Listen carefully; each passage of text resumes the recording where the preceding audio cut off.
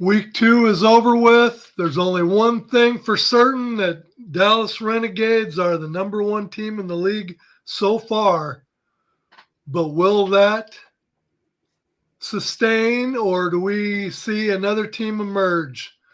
It's the Bottom Line Podcast, and it starts now. And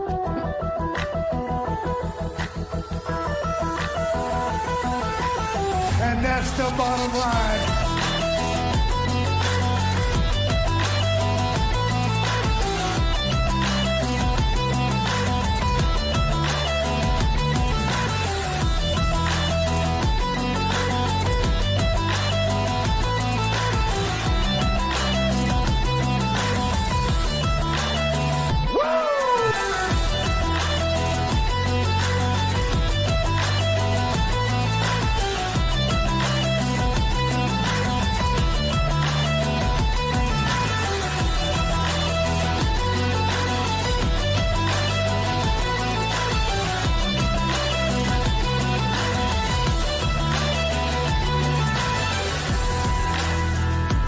You want a war? You're gonna get one.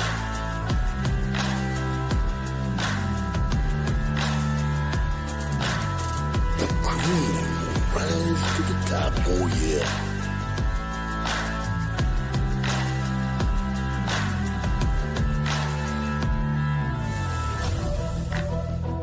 Now you want to get nuts? Come on, let's get nuts.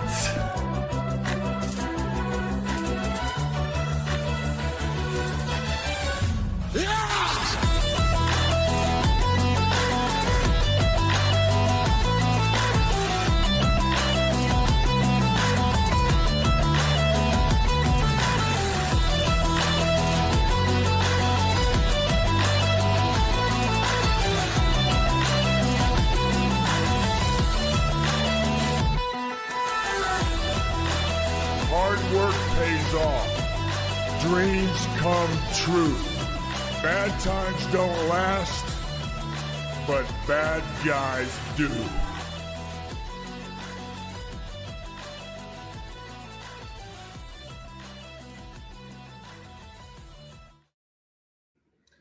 You wait and you wait and you wait for the season to start, and we talk about it. And camp starts, or coaches get hired, then teams start to form, then camp starts. And where are we? We're already through week 2 of the UFL season. And what do we know besides the Dallas Renegades being probably the number one team at this point? I mean, if you look at the way these teams played in week 1, and then you look at the way these teams played in week 2, who in the hell knows? Nobody knows. I mean, you know, I would say Dallas's hot start is definitely attributed to the experience that their head coach has.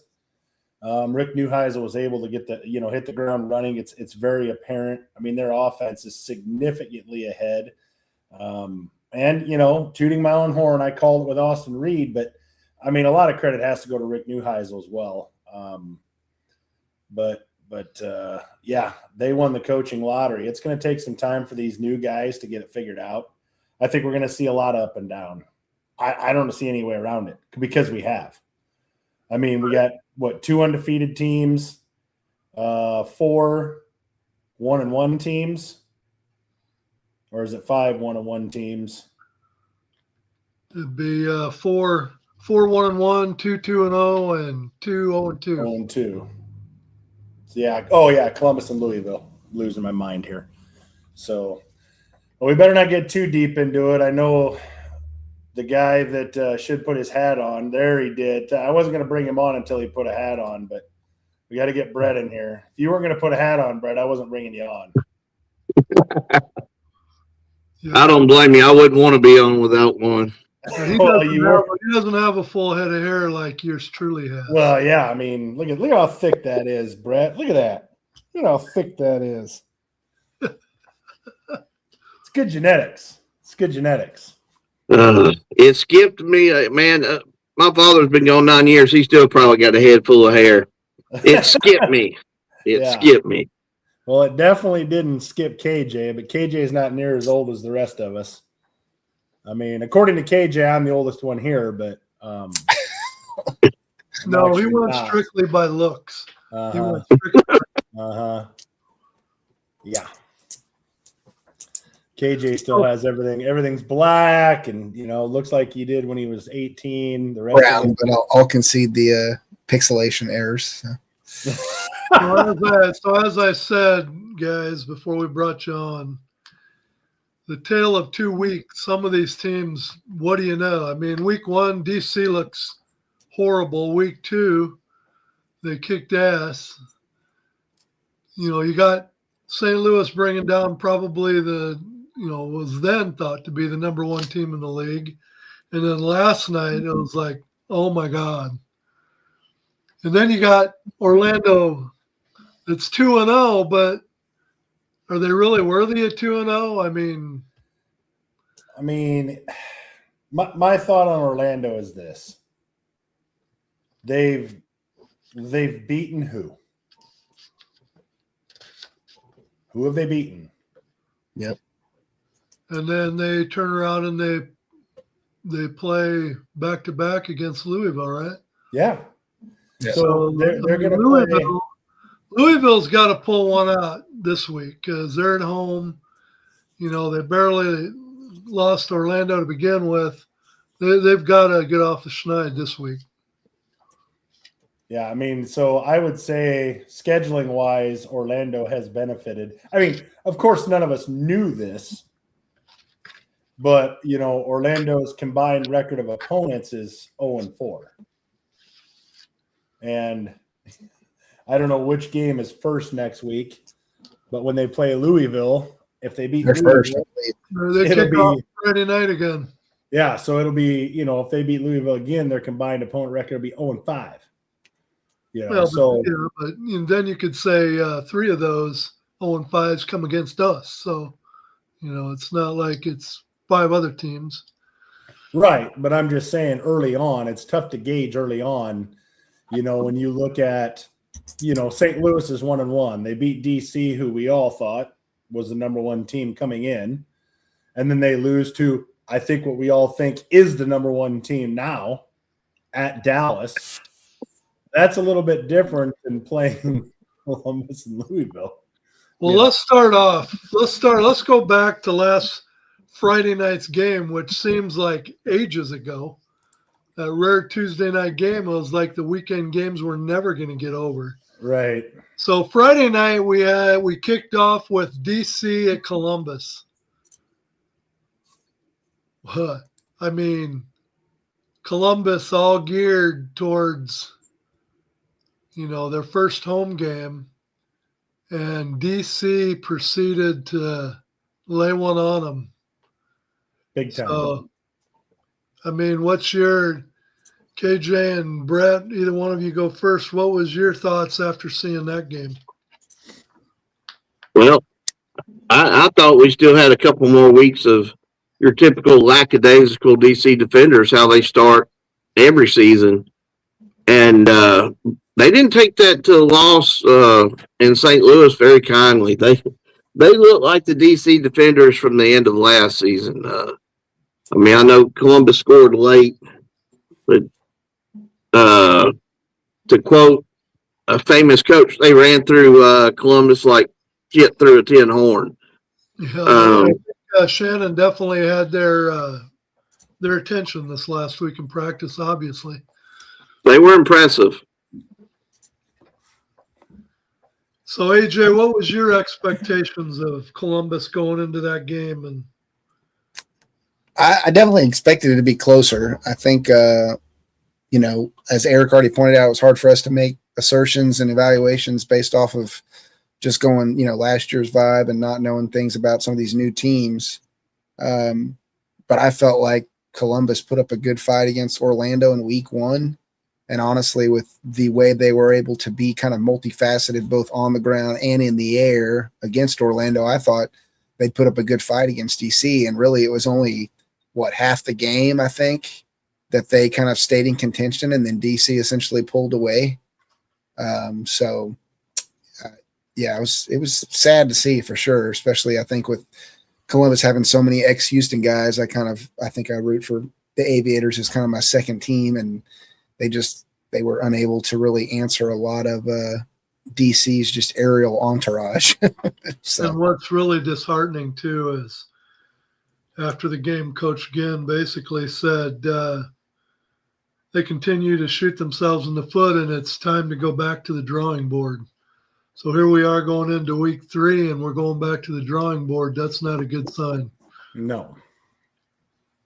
I think, if I'm not mistaken, I think Columbus only came up with 1 sack. Did they not have a sack? Yeah, they had a sack early. Stone, their edge guy, that's his 3rd sack of the season as well, by the way. But other than that, they didn't get near him. Yeah. So, I mean, either Columbus's rushing attack is a one-man show, or DC was able to shore some things up quite quickly in a week from game 1 to game 2, which, if their front line gets shored up, DC becomes a dangerous team without question. Mm-hmm. So, Scott's always going to be a weapon. I was interested to see how they came back, without Roland being obviously on the defender's team, but what they look like, and they put up a 44 burger on Columbus. So I think they're going to be just fine if they can keep Teamu upright for sure. And apparently you got lucky. You got the defensive player of the week signed jersey. It does look nice up there, doesn't it? I had to make sure that it was properly positioned before we went live. You didn't knock any wine over or anything like that? God, no. Thank God. Thank God. Not like that hasn't happened before, but no. So the bottoms of my feet are just now back to white again. Right? Yeah. So if you look at this game, and we know the comments that Coach Ginn made after the game, are we starting to see, or can we start to disseminate at least a little bit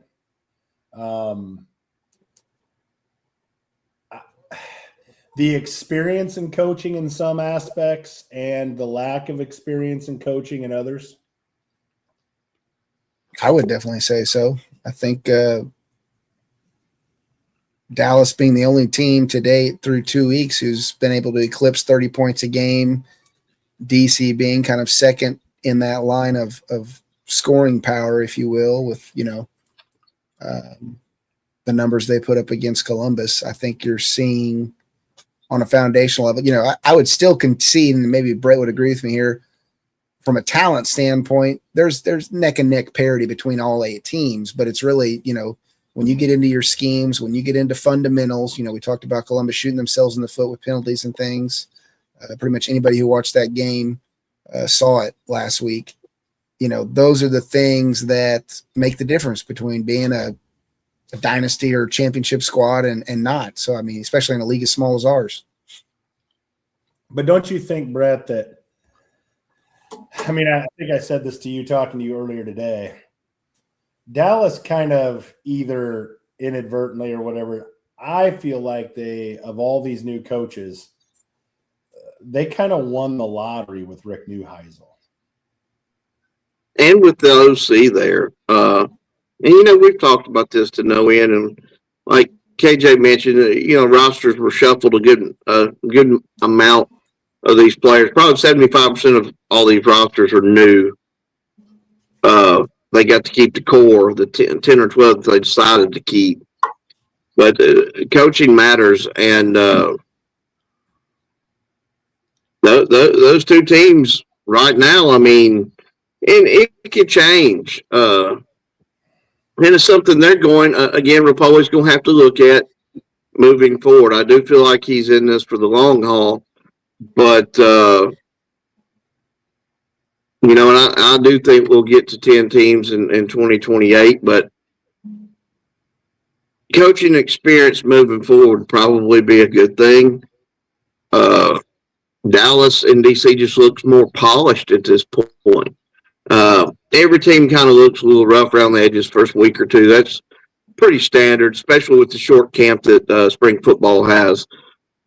But I don't really think it's a coincidence. Like I said, after watching week 2, if you haven't followed the league in 3 years, it's your first week to watch football, and you watched all 4 games, you've got to think, wow, there's DC and Dallas, and then there's everybody else.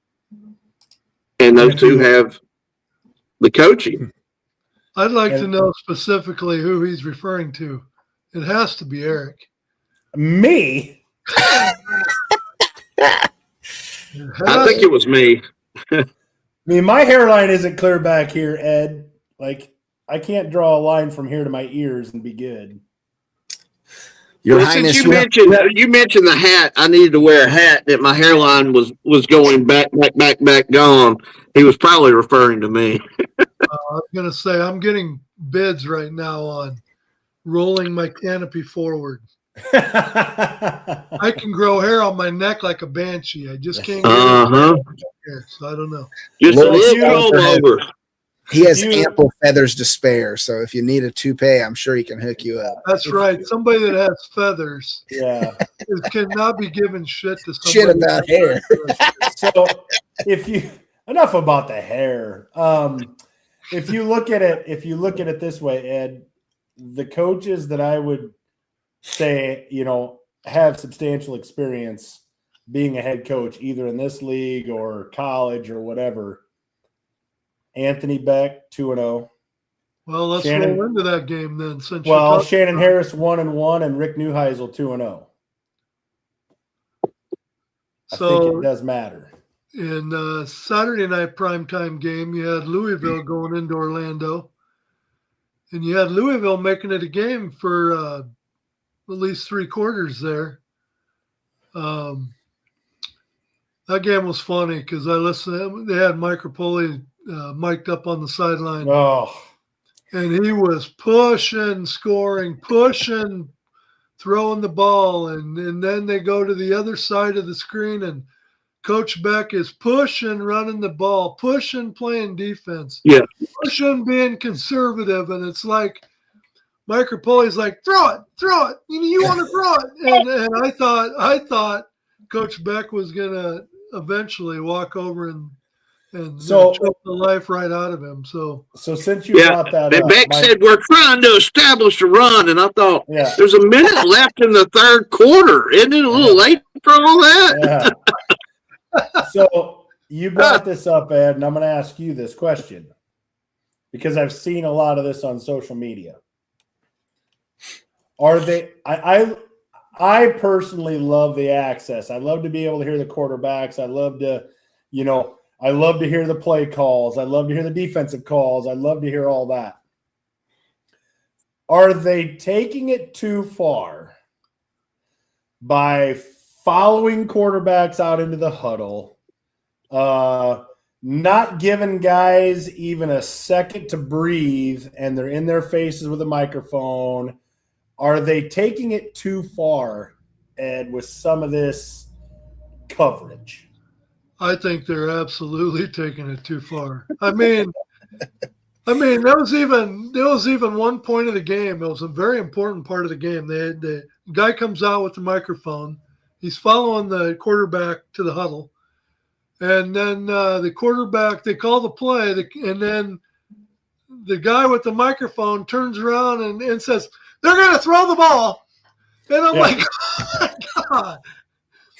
Like nobody on the other side of the ball is going to hear him saying, yeah, they're going to throw the ball this play. Yeah. and then, the defensive coordinators, the offensive coordinators they're in tune with the game. They're calling their plays. They're not just thinking of that play. They're thinking 1 or 2, 3 plays ahead. Right. They got everything in their mind, the way they want things to go. And you got a guy that's sitting there with the microphone in his face. Yeah. What did you just call there? Coach, what do you got here? What do you got here, Coach? I think Acho is probably a little worse than the other guy, but ESPN is just taking it. It's taking it too far. I mean, I like all access, like in the locker room, before and after game, stuff like that. But like you said, 3rd and short or 4th down, and you're sitting there asking them what. If I was one of the coaches, there would be all kinds of stuff flying out of my mouth. Just give me a minute, let me handle my shit, and then we'll. Yeah. Well, wasn't it in the? I think it was in the Birmingham Houston game. Weren't they trying to get to AJ? And they start talking to AJ, and AJ's like, well, I got to call timeout quick. It clearly was kind of a pivotal thing in the game. I mean, it was a 22-20 game, and you're sticking a microphone in AJ's face, and he's calling a timeout. I mean, I think they're going too far with some of this. Yeah. Having Mike Rapoli mic'd up on the sideline, standing next to Beck, who's clearly Now, I thought that was funny as hell. It was funny, but you could tell Beck was clearly irritated. They could be more tactful about it for sure. I think, Eric, to your point, I think the good placement they're currently doing is questioning the backup QBs when they're doing the play calling. That's perfect because the backup's not a man. He's not technically distracted. You're just keeping him engaged with the game and reading off his knowledge base. They could still do these sideline interviews with the OCs and DCs if they staggered it back a series, so to speak. So it's like, hey, what went wrong on that last series? He's not actively engaged in the game. You're not pulling his attention away, like you're talking about. That's they just got to be more strategic about when they choose their timing. That's all. Yeah. Yeah, well said. I couldn't agree more. But Chris, Tisdale, he works some weird hours, so I never know how long he's going to be with the show. But, he talked about the defensive player of the week, and it was none other than Sam Kidd of DC Defenders, which is my jersey back here. And just in case any of you were wondering whether he autographed it, there's the actual picture of him autographing my jersey. So just wanted to put that out there, just as a JSA certificator. For all you guys that don't have quite the backdrop going on that I do. But anyway, and Chris, please quit complimenting Ed on X. His head's already big enough. Yeah. His head. It was very kind of you. I think I even sent Ed what you might have said. And I thought I probably shouldn't have done that because Ed's already got a big head, so I shouldn't have done that. But that was very kind of you, Chris, to talk about Edward in that light. But once again, we saw in the postgame presser that Coach Beck was, alluding to once again their defense was a bend don't break, which, it was effective because obviously they held the Kings to 9 points, but. At what point do you guys think you're starting to see in Coach Redmond just a little bit more frustration setting in all the time? And I thought his attitude was really good going into the season. I really thought he was upbeat after week 1. But after this last game, he just plain looked tired. So I mean, he looked tired. Yeah. At one point, does the Louisville Kings need to get off the schneid here just to keep the team upbeat and going in the right direction? Well, this is a huge game Friday night for them, because if there is a good team, a team with a winning record right now that they can beat, I think it's Orlando, and it's for the reasons we'd mentioned that. Beck is typically pretty conservative. Any team he's coached, whether they've won games or not, the opposing team usually has a shot to win it in the end. Louisville should have a solid, good crowd there Friday night. I think the weather's going to be better than week 1. They really need to try to get the W this Friday. This is a must-win game for Louisville, Brett. For sure. It's a must-win game. Yeah. Because I see Louisville in a similar boat to St. Louis, to, maybe a team or two here. The quarterback play is not great at all. And I get it. You could say, well, there's some drop passes here, and I think Louisville had a couple of those too. But The quarterback play is not good. And I don't care. We've talked about this in the past ad nauseum. When the quarterback play is not good, your team, I don't care what league you're in, your team is in trouble. And Louisville hasn't had a problem, so to speak, really getting in the opposing team's red zone, but they have struggled immensely once they've gotten the red zone. Did with Birmingham, did with Orlando in week 2. I think they'll be all right if they can figure out the red zone, and I know that's a big if, but they're close. They could have beat Birmingham week 1. They were in it until mid-late fourth quarter with Orlando in week 2. They're close. I think they're closer than Columbus is, to be honest with you. But this is the first week that we're seeing the back-to-back. So, as we talk about Louisville needing that win, do you think it's an advantage from a coach's standpoint to turn around and be playing the Storm at home right away in week 3 to right the wrong, so to speak? Or what's your thoughts on that? Well, we've always mentioned that it's tough to beat the same team twice in one season. And with them it seemed like they're pretty equally comparative when it comes to the lines of scrimmage, the skill positions. Even at quarterback play, Orlando might have a tad bit of an edge.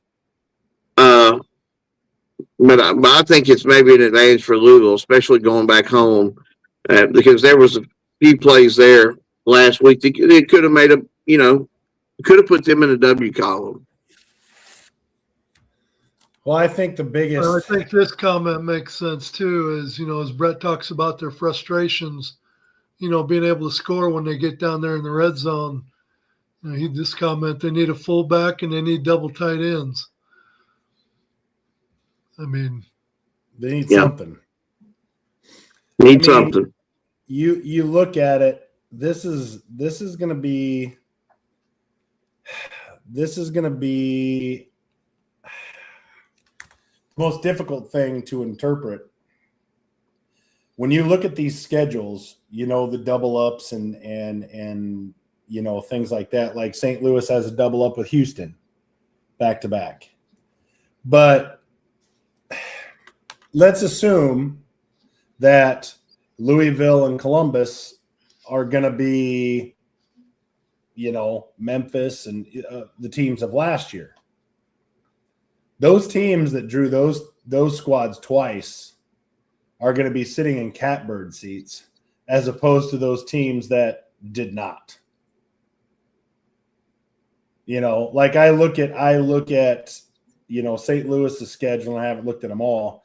St. Louis plays Birmingham twice, DC twice, Dallas twice, Houston twice. Those are all teams with 500 or better records. They play Orlando once, Columbus once, and Louisville once. St. Louis doesn't play Birmingham twice. You sure? I'm about 100% sure. They only play Birmingham once. We have Birmingham this Sunday. Oh, yes. Okay, Birmingham once. Yeah, the schedule just recycled it. But when you look at those things, you're kind of like, isn't that an advantage? Yeah, but who knew? No, you didn't. That's the problem. But I'm saying it's going to play out. That's the problem with the 10-game schedule. Yes, and that's going to make the 10-game schedule even more. I heard people on social media saying, well, it's only week 2. Listen, it's only a 10-game season. You don't have 4 or 5 games to get right. That's why it's so important. And again, as we talk tiebreakers, and it could very easily come down to having 2 or 3, if not 4 teams in a tiebreaker situation at the end of the season. Yep. One of the first things they look at is point differential. Right. Well, the conservatism of Coach Beck, so to speak, that's willing to win a game by 3, willing to win a game by 7. Bring back 2024 when we played Orlando in the final week, and we was behind the 8 ball in the tiebreaker. So we had to try and run up points in Orlando, and we put up 50-some points, and it still wasn't enough. Yeah. So, I mean, to me, it doesn't matter whether it's week 1 or week 10. When these teams have a chance to put points on the board, they got to do it. For sure. It's exactly what Dallas did. Yeah. They threw that touchdown at the end. I think to your point, Eric, week 3 is all about essentially establishing continuity if you're a team that's undefeated, turning the tide if you're a team that's coming in without a win so far, or simply for the teams that have made, simple foundational principle mistakes, getting rid of those and, getting all the fundamentals correct. I mean, those are kind of the 3-prong, I think, focus points for all these teams, no matter who you look at. Because the reason I say that is because the Storm they're 2-0. They have not impressed me. Right. Agreed. I am not that impressed by them, but yet here they sit at 2-0 and have a legitimate shot of being 3-0. So I mean, that's going to be the difficult thing kind of sorting through this is, how that all plays out, how it all shakes out. But Orlando has not impressed me, but there they sit at 2-0. Let's move on to game 3. And Eric and I might just have to go find something to do for a little while these two hash it out. But in the week 2 matchup, it was the Gamblers getting off the schneid and beating the Stallions 22-20. I'm surprised I still have fingernails, to be honest. That was a nail biter, does not address the fullness of that game. So, Brett, I'll give you the floor first, and I'll show this first because Houston got the special teams player of the week, and they also were given the offensive player of the week. So it doesn't matter which one of you want to go first on this game with your thoughts. So it's up to KJ. Go ahead, Brett. Ed gave you the floor. He's the leader. Well, honestly, I'm very proud of Houston, proud for Houston. Said I'm glad they won the game. If they were playing anybody but Birmingham, because, Birmingham's my team. But, you always look at Birmingham could absolutely be 2-0 right now, but they also could be 0-2. And problems that are sticking out to me is the defensive front. As a whole, there's very little pressure off the edge. And Houston had, I think, 105 rushing yards in the first half, and I think their longest rush was 12 or 13 yards. They were just 5, 7, 8 yards at a time. And Birmingham had absolutely no answer. A.J. McCarron had a fantastic call late in that game with the challenge, and it went his way. And then you got to give Kevin Summerlin credit because shortly thereafter, on a 4th and 16, when Birmingham could not get off the field, Cam Sutton made a great catch there. It almost reminded me of the helmet catch from the Giants and Patriots. And then Birmingham had a bang-bang play on the near side of the field on 4th down to seal it. Once again, the second time they've had a chance to get off the field in that last possession. Knocked the ball down, and immediately when it happened, I said, gosh, I think he was a little early. I hope someone didn't see that. And when I saw the challenge flag, I went outside to smoke a cigarette and watch through the door. I was at the watch party in Birmingham, and a couple guys came out there and met me. I said, he was early, and they said, yeah, he was. And so you realize this kicker is dead on today, and if he's got a shot within 60, he'll make it. And that's what happened. I got to give Houston all the credit in the world because they could have gave up numerous times. Every time Birmingham would take the lead back, and they came right back, and Birmingham had no answer defensively to get them off the field. They just could not make the one big play they needed to make on 4th down twice. And Houston took the W, and it was a great game for them. I gotta do a shout out to our little boy Evan, our little dude's parents. I mean, Eric and his wife, they made the whirlwind tour drive this last weekend. They drove down for the Houston Birmingham game first, and right here she says they sat with the AJ's family in the fourth quarter and said it was pretty intense. Then they jump in the car and they head to Dallas, and they're there for the St. Louis Dallas game. So someday when I retire, Mhm. I am going to find out what it's like to be able to do that, because I am big time jealous. It's awesome that you guys are able to do that. Evan's getting memories that he's going to be able to have for a lifetime. Yep. Sure. And he's still a little dude yet. So, I can't wait to see him this weekend. well, the good thing is Evan's, they still tailgate right next to us. And Colin, my grandson, will be at the game this weekend. So you guys can let Evan know that he's going to have a football buddy with him for the day. So Evan will be kept plenty busy. That's for sure. So KJ, what was your thoughts about the game? I mean, when you finally come off cloud nine, well, what were your plus and minuses of the game? What did you think of Houston's performance? I mean, Brett already touched on it, but I will say I think from what we've seen through 2 weeks of play, I think we have the thicker kicker of yesteryear, so to speak, which I'm very happy to have Hoyland on the team. He's definitely been a lifesaver. Kind of pairing that with, I think it was the point either Brett or Eric made earlier talking about Columbus. I still think that's a big area of improvement we have to work on correspondingly is delivering in the red zone. Field goals are great, but that's not going to win you a lot of games when you've got a team that is able to score on every drive and seal the deal, so to speak, when you move down the field. We've got to be able to finish. And I touched on that even on my social feeds earlier in the season as being one of the biggest, I think, nail points that even has kind of carried over from last season with respect to how our team did in Houston. I'm glad that we got Hoyland, like I said, and was able to get points on the board, and it ended up working out in our favor this time.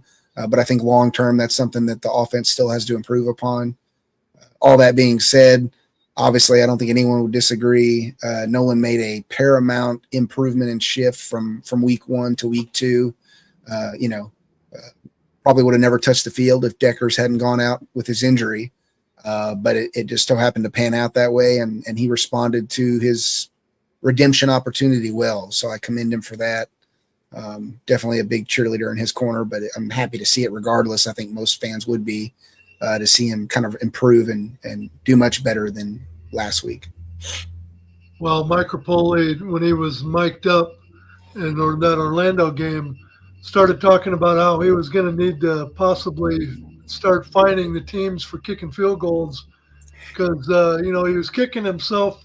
He come out with the 4-point field goal, but he didn't envision that there would be so many field goals. So he says, I might have to start finding the teams for kicking so many damn field goals. So he's getting pretty flustered, I think. He's wanting to see a bunch of high scoring games, and I get that, but I know I've touched on it to him on X numerous times. An extra week of camp make a world of difference on these rosters, and a full contact. Just pay the guys. Look, one full contact preseason game. Get all 2 or 3 strings involved. It makes a difference because we've seen spring football year after year after year, so we know about week 3 or 4 the offenses really get to humming. Well, there's a reason why they struggle so much the first couple of weeks. You throw a bunch of new guys together and give them 30 days and a half-ass, half-contact scrimmage, and that's it. And they're not going to be polished at the end of the year like we saw Michigan and DC at the end of last year. It takes a while, Yep. You're muted, Ed. You're muted, Ed. Come on, man. Your first time? I will part the Red Sea because Brett brings up a good point. He sent me something earlier in the week too. As you talk about Mike Rapoli wanting to increase the points scored per game, if you look at it so far in 2026, it's worked. I mean, there is more points being put on the board. For sure. It is. It is. But still, I think we can all agree. And any people that never agree with me online typically are on my side about what I just mentioned. Another extra week of camp's not going to break the bank if you're trying to get new fans interested immediately and wonder why it's not necessarily taken to new people when the play's a little rough the first couple of weeks. Yeah, I mean that's exactly what it is. I mean, I get it, points are fun, but I like watching good defense too. I have zero problem with good defense. I have zero problem with watching quarterbacks get sacked. I have zero problems with pass breakups. I have zero problems with interceptions. I have zero problems with blocked field goals. I mean, it just depends on what your perception is. But I get it. The casual fan wants to see 34-32. I get it. And I think Mike's frustration is probably like anybody's right now. When you start going down the list, I don't think there's really a team in the league right now that's struggling to move the ball. But I think about 6 out of the 8 teams are really struggling to put the ball in the end zone. And there is a difference. I mean, it's just like they go into quicksand once they get inside the 10, 15-yard line. And that's what I've seen. I think the play in between the 20s this year has been a hell of a lot better than what it was last year and even the year before. Well, that's the biggest thing, and I think that's where your point to having a longer camp, even an extra week, would help play development, player feel, player anything in the red zone. Right. So I don't know. We shall see how it rolls. What's next, Ed? So let's move on to the last game of the week, which was last night in a rare Tuesday night matchup. Dallas was able to win the game, and I want to say, even though the game became a one-score game in the fourth quarter, did anybody really ever think that Dallas didn't have that game under total control? I mean,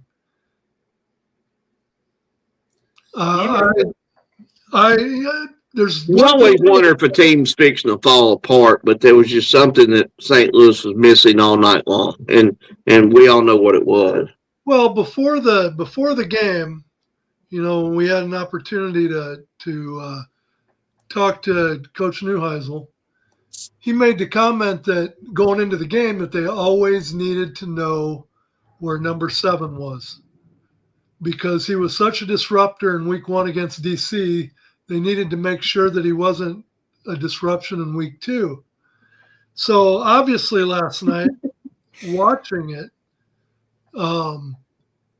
Pita was being double teamed quite a bit. And when he wasn't being double teamed, he was getting, chip blocks from the running backs and whatnot. Yeah. So with that being said, the other side of the line where Travis Feeney's at, Travis Feeney needs to, he needs to, that's his chance to make an impact in the game. Right. And that's 2 weeks in a row where Travis Feeney doesn't have a sack. Now, in week 1, he come really close a couple times, but I'm not seeing the impact plays coming from Travis Feeney that St. Louis is used to seeing. So I don't know. It's for the kind of week that Austin Reed had in week 1. I would have thought that it would have been imperative for St. Louis to put some heat on him and make him uncomfortable. And as Brett alluded to with the defensive coordinator for the Battlehawks that was with Birmingham last year, for as aggressive of a game plan that he had in week 1 with all this blitzing, last night I thought the defense was was way over the top conservative, not only from a blitz standpoint, but also the defensive backs were playing 5 yards or more off of the receivers almost continually during the game. Probably 7 to 10 yards, to be fair. It did not. When it was 3rd down and 7 or 3rd down and 5, No press, 3rd down presence and whatsoever. 3, the defensive backs were 5 yards plus off of the receivers. And I mean, they just took it all day long. You know, That's what I saw in Birmingham all year last year. And then the game he called against DC, I'm sitting there thinking, you know, this guy's making me look like a total ass clown. Well, he made me look a little better last night because that is who I thought he was, or that's who he was in Birmingham. And I'm not knocking him. It just reminds me a lot of the old Tampa too, that me and Eric was very familiar with, that the Bears and Lovie Smith ran play after play after play after play. Well, to me, all night long, it looked like they were playing prevent. Yeah, that's what I was going to say. It looked like prevent defense all night long. 8 to 10 yards off the receivers. You know, deep safeties. Not a lot of blitzing. Get there with 4, throw against 7. I mean, and I'm sorry, let's put up. They're missing something when the announcers are calling out the obvious vacancies of necessary coverage or press presence. Obviously, the prevent wasn't working, so you should try something else. If we get burnt, we get burnt, but good Lord. Yeah. Make them beat you a different way. Don't let them just do it over and over and over and over. But I think, go ahead. I was just going to say, so how many times does Tyler Vaughn have to burn you before you go on the sideline? You just go up to and say, I don't care if we have to put 4 guys on this guy. He's not catching another pass in this game. But not only was he catching pass after pass, but he was wide open. I mean, it's. Yeah, what did he that touchdown, that last score, Ed, was it 2 or 3 St. Louis defenders that he beat? He beat it was a hell of a throw. It was a great throw. He beat the corner, and the safety just didn't come over quick enough. The safety missed the ball by about 4 inches, but nonetheless, he didn't get over there in time. And here's the deal. Again, that's a recognition thing on the safety's part. Right. You have to recognize. Here's what I don't understand. To me, this is elementary. Maybe I don't know as much as I think I do, but if you're getting killed by a guy, then you press him here and you put safety help over the top.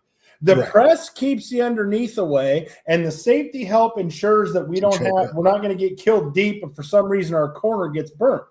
Right. And they never did that. And then when they did do that, Vaughn still beat him because the safety was late getting over. How the hell do you not know a guy who has, at that point, 10 catches and over 100 yards? How do we not know where he's at? I don't understand that. I don't understand it. I don't get it. I do not understand how you got safety help over the top and he still catches a touchdown pass for 30 yards. I still got to give Dallas a lot of credit. I mean, I know you guys being St. Louis fans, you're saying what we didn't do. But I'll say this, and Ed mentioned it earlier, and this has always driven me crazy. There is a difference maker on St. Louis's side. Actually on both sides of the ball. I'm talking about on their defense. Everybody knows is Pita, and more Pita. You got to give Dallas credit for, like you said, Ed, there was a tight end, a running back, a fullback, whatever, that was always helping to block him or chipping him to throw him off another second or two to give the quarterback more time. Hell of a game plan by Dallas and, their whole coaching staff about, look, if we're going to lose to St. Louis, it ain't going to be because of this guy. And that, as a Bama fan, a Bears fan, even make a Atlanta Braves baseball analogy, drive me crazy when Bobby Cox would not pitch around a Bobby Bonilla, a Barry Bonds, a Mark McGuire, Sammy Sosa. Be like, look, Bobby, I don't give a damn if we're going to lose, but you make one of them other 8 guys beat us. Don't pitch to their best player that's hitting 400 against us. And you got to give Dallas credit. They took Peta out of the game. Of course, if they would have tried to block him straight up the whole game, we all know what would have happened. I give Dallas as much credit as I give St. Louis's defense and their play calling for probably being too conservative last night. The biggest problem, that I saw is not. I mean, I give full credit to Dallas because they took advantage of every single thing we gave them. And when I say we gave them, we were giving them huge cushions. I mean, other than the long run, they didn't rush the ball very well. Not at all. But my God, they didn't have to. Yeah. Because we were giving them everything in the passing game that they could have ever asked for. And we made 0 adjustments to it. So here's the irony of it also. Heading into the season, I said, we need to throw the ball. All we've been doing is running all of the last couple of years. We need to throw the ball. So it's ironic that watching the game last night, all of a sudden I started saying, are we ever going to run the ball? So it's like, can you have your cake and eat it too? It's almost like we become too predictable in the fact that every play was a pass play, and there is talent in St. Louis's backfield, but it was unrealized because, we was playing. It would have been a problem throwing the ball if Silvers wasn't constantly behind the receiver. He threw some bad passes last night at some key junctures that really hurt you guys. I mean, Hakeem Butler would still be running if he leads him. Instead, he throws an interception. And, if Blake Jackson catches that ball for a big first down, maybe we do run the ball. If Ja'Cory Pearson doesn't drop the ball for a first down, he could still be running. I mean, the Davis, the defensive tackle, how many bonehead plays did he have and penalties last night that cost St. Louis that kept drives going for Dallas? He should be cut today. There should have been something that was sent out that said, defensive tackle Davis, St. Louis Battlehawks, cut. Just the sheer stupidity, the headbutt, the roughing the passer. Come on. I mean, that's a 4th down and 6 if he doesn't rough. I mean, the ball was going. Let me tell you, we miss him in Birmingham, but let me explain myself for you. Yeah, I knew you was going to. Let me explain myself before you jump on me. He's a good defensive lineman, and who could always he would get about 1 penalty a game. Skip Holtz could pull him over to the side and just be very. You know how Skip was. Pat him on chest. Look, I love you, but basically in so many words, don't do that again. This is not about you. It's about the team. And Carlos would go back out of the game and be fine and make a play. But certain players have to be talked to in certain ways. And you don't have Skip Holtz in St. Louis, and we don't have Skip Holtz in Birmingham anymore. I agree with Eric. You shouldn't have to do that. Yeah. KJ, I'm with you. I'm 100% with you. Should I have to pat you on the back and say, KJ, don't headbutt the running back when the referee is standing right behind you? KJ, don't run into the quarterback and put your head into his chest when the ball's been gone for 3 seconds. Like, do I really need to tell you that, KJ? This isn't the blind side, and we're not coaching a kid who's never played football before. Like, this is little kid's football. Fundamentals. Yeah. I'm with you, but that's exactly why AJ didn't reserve him, is because AJ probably knew that he couldn't handle him. Because Carlos has been in Birmingham, I think, for 3 seasons and has been a big player on our defensive line. But if we ever have a stupid penalty on the defense, it was typically Carlos. The only juxtaposition counter arguments of that I would give you, Brett, and this is because I tangibly recall witnessing it in the Houston Birmingham game, was that AJ did that very thing for Corral after his series, whatever it was in the third quarter when he threw the pick or what have you. He's like, hey, let's not do that crap again. Just take what they get. He literally, I think he said verbatim. Yeah, take what they give you. Right. So, I mean, he knows how to do that, to your point, but it's like that to me is I guess to your discredit and credit, he's able to do that, but he's able to do it on the stuff he should be doing it, which is like just counseling your player to get in the right headspace. That's not a fundamental thing. That's everybody has the lapse in judgment on self-control, and judgment, using the right judgment.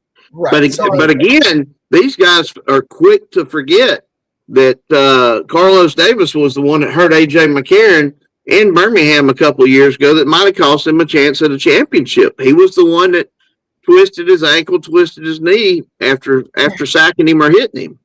I'll concede same guy. A mistake is a mistake, but I will also preface and understand the difference in context between a penalized type of action and one that you can just correct upon in the next season. Oh yeah, those are different. I'm surprised. I'm surprised Davis wasn't cut today. I'm not gonna lie. But so when we look at the glaring, we've been sitting here ranting and raving about some glaring defensive issues with the game. But to me, on offense, when we talk about the offense of Dallas and the offense of St. Louis, the glaring difference that I think puts Dallas leaps and bounds ahead of St. Louis at the quarterback is the quarterback position. I think that Austin Reed, if you listen to that guy during the course of the game, and with him being mic'd up, you get to hear him control that offense. Oh my gosh, yeah. And and even his offensive linemen, when they don't block the way they should, he lets them know it. He'll apologize afterwards. Yes. But he oozed leadership. He's not afraid to tell them what's going on. You've got to get that block. Hey, I'm sorry I yelled at you. Look at the other side. I didn't hear that out of Brandon Silvers at all. No. I did not hear him command the offense like Austin Reed does. Yeah. And every time they talked to Austin Reed, whether it was post-game presser that he talked about the game, or they talked to him on the sideline with the guys asking him questions, he has got a handle on the game. You can tell that he is prepared for the job he is doing. And I think that gives Dallas such a big-time advantage over the other teams, at least at this point, which we are going to get into the conversation of Luis Perez, but I want to, first off, I want to take a break to hear from Wild Sun. But when we come back, we're going to get into Brett's new power rankings heading into week 3. But then after that, we're going to get into a discussion on what should Dallas do with the Luis Perez issue. We'll be right back.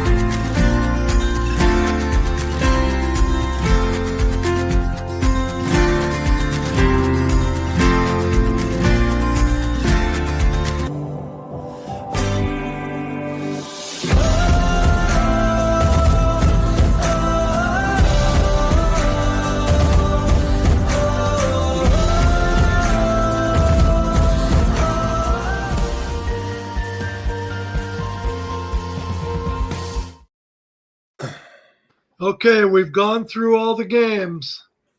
And so I'm going to part the Red Sea and bring Brett's power rankings up for week 3. And Should we be the ones to talk about it, or I would think Brett would have been more than I don't know what Brett's doing. Maybe he was scared for the backlash. You know? I tell you what, I'll do Brett's power rankings for him, whether I agree with him or not. I will do Brett's power rankings. Dallas, I think, is the clear number one at this point.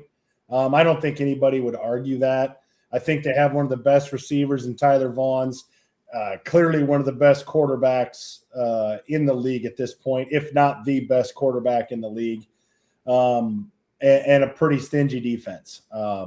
Maybe not the best defense in the league, but hey, defenses can play a lot more reckless and a lot more, free when your offense is putting points up like Dallas's is. So clearly I think Dallas is number one.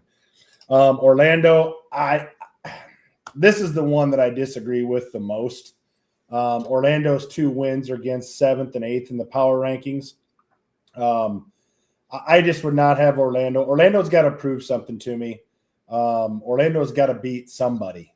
At this point, unfortunately for Louisville and Columbus, they're not anybody right now. I mean, maybe things turn around. I still think Columbus has a better roster than they've played, but you are what your record says you are. So I think Orlando is way too high. Oh, Brett, I'm going through your power rankings for you, and you tell me where I'm getting wrong since you weren't back. So I think Orlando is too high here, even though they are 2-0. I see Brett has them power ranked by the record, but I don't see Orlando as being the number 2 team. DC, a bounce back week, 44 points. I got to see it one more time from DC, but I can agree with 3. St. Louis, I don't know. The quarterback thing just has me all sorts of gigged. Now, I've been here before. Ed and I have both been here before as Battlehawks fans. They go 1-1 and they come back the next week and we're like, oh, they're back, baby. We're all good. The sun's going to come up. We're fine. I think you could have Houston, Birmingham, St. Louis. You could have Birmingham, Houston, St. Louis. You could have Birmingham, St. Louis, Houston. I mean, I don't know. What is it? So help us out here. Explain 2 through 6 at least, and where your head's at on this. I really did debate on putting DC and St. Louis ahead of Orlando. I mean, we've got similar opinions on that. I just thought let me give them the benefit of the doubt, give them another week, see if they're impressive. Week 4 they go to Birmingham. And I know I'd probably get some flack from St. Louis fans putting DC ahead of St. Louis because St. Louis beat them in week 1. But you got to ask yourself, after what we saw in week 2, if they played on a neutral site or played in DC next week, don't you think you might give DC a little bit of the edge? Now, that being said, I still feel like St. Louis has got by far the best front in the league. Go back, like you said, other than one time last night, Dallas couldn't go nowhere running the ball on St. Louis. And their saving grace was the fact that they doubled and chipped PETA all night, and the fact that Brandon Silvers threw a few key passes on 3rd down behind open receivers. But I've got to keep DC and St. Louis above Houston. Houston showed a lot of grit, a lot of determination. The kicker bailed them out when they couldn't get in the end zone. They absolutely deserved the win there. Birmingham, you still look at it, they were this close to being 2-0. And again, they're this close to being 0-2. But with Louisville and Columbus being 0-2, and I felt like Louisville's had a lot better performances than Columbus. I mean, Louisville was this close to beating Birmingham, and they hung in there with Orlando for 3 quarters. Looking forward to after week 3 to our week 4 power rankings next week. I could definitely see myself bumping DC and St. Louis ahead of Orlando. I often wonder, are they then they're not bad. They're 2-0. Or is Becton and the coaching staff holding their guys back? Do they have a little bit more offensively that they're not showing? You've got to always look at that possibility as well. And that's just kind of my thoughts on what I put together this week. But absolutely, if we ignored the records, I would have DC 2, St. Louis 3, and Orlando 4. But I just didn't allow myself to do that this week. Brett, let me answer that question that you just asked here. Being a St. Louis fan and watching it for the last 3 years, we spent 3 years saying that same thing. They haven't shown everything. They're going to open it up. There's more left in the tank. And guess what we never saw? What was left in the tank? So, reoccurring theme. So you're saying the tank had a false bottom is what you're saying? Yeah. Whatever was in that false bottom tank never got unleashed. So I think this is a good segue to discuss that quarterback topic, Ed, because we've had 2 folks on YouTube already bring it up. I think it's worth addressing. Let me bring it up then. I think it involves more than Perez, but Perez is a good starting point. you got to be a little quicker there on the. What does my computer is doing starting to do the same thing again? It's ticking me off. You want me to do it? No, I had it up. What are you doing? You got a timer on it, dummy. Take the timer off. I got it. Yes, guys. For our new listeners, they are related. Yes. Jeez. There. Don't touch it. Don't touch it. Don't touch it. Okay, so Austin Reed, first 2 weeks of the season, has killed it and firmly implanted himself as the starting quarterback of the Dallas Renegades. If you are the head coach of Dallas, do you sit on Luis Perez or do you start fishing him out there to see if there's any other team out there that may be willing to trade for him? Personally, I would hold him on to him twofold. Number one is a security blanket for Austin Reed in case Austin Reed goes down with injury. But number two, I'm not going to help out another team if St. Louis or Orlando reaches out for a quarterback. Why do you want to give a team that is maybe one of your biggest threats to knock you off the podium for winning the championship? Why do you want to supply them with one of the best, I guess, images of spring football? Now, Coach Neuheisel, before the season started, basically without saying it, said it. And the fact that Luis Perez lost his starting lineup his starting job because he wasn't able to process fast enough for his liking. And it's turned out that Austin Reed, so far at least, is the right decision. But I throw that question out to the panel, and I'll look in the comment line and put some responses up as well. But who wants to go first and let us know what you think about the situation? Well, it's not going to happen, and I'll tell you why.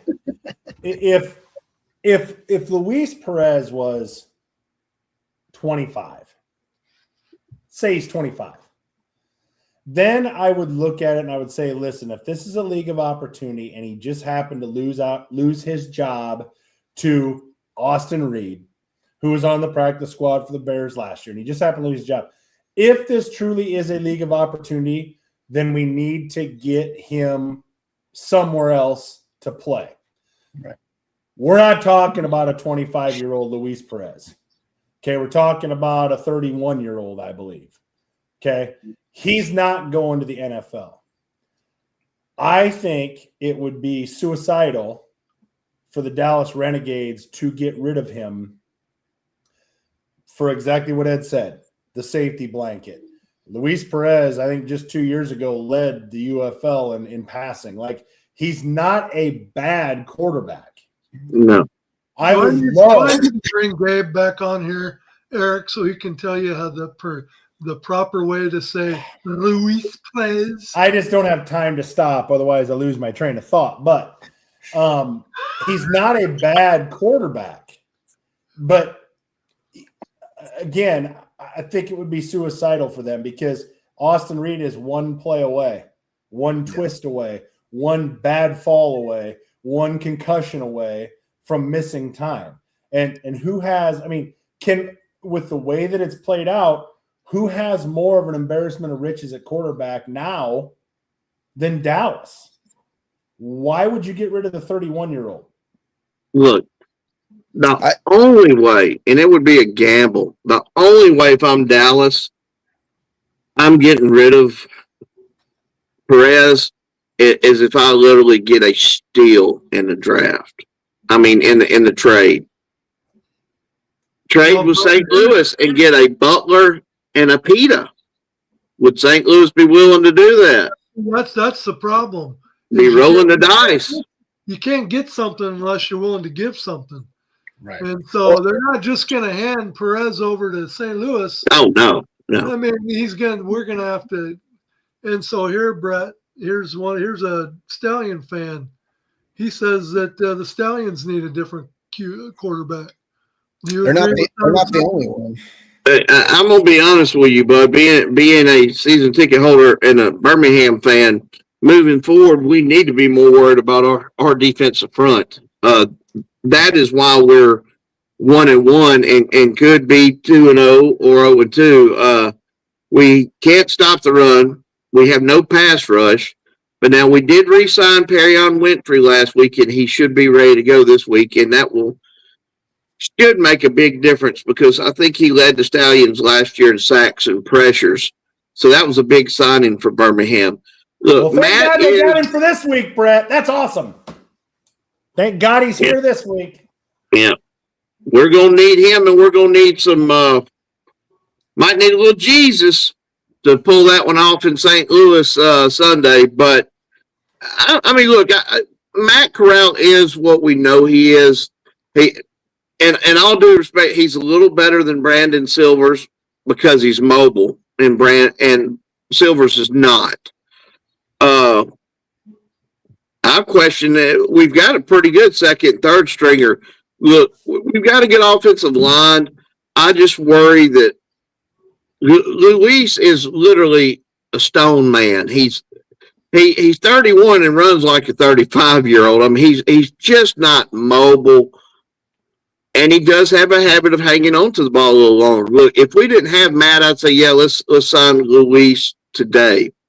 But we've got Matt. And to me, Matt really hasn't been the reason why we're 1-1. Yeah, he threw a couple picks Sunday. One of them was not bad, and one of them, I don't know what in the hell he was doing. But